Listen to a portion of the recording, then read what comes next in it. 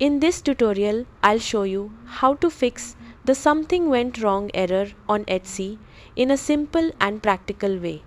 First, understand this.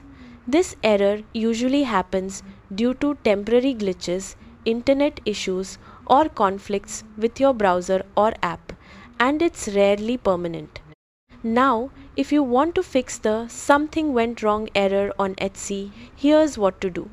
Start by refreshing the page or reopening the app.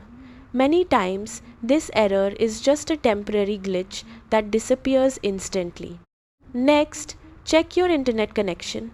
Switch between Wi-Fi and mobile data or restart your router to ensure a stable connection.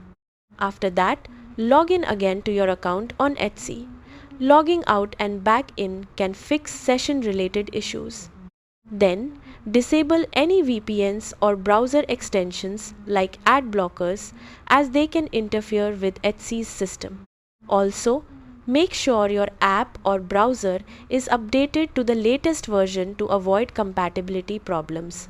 Keep in mind that this error is often temporary, so if nothing works immediately, waiting a few minutes and trying again can solve it.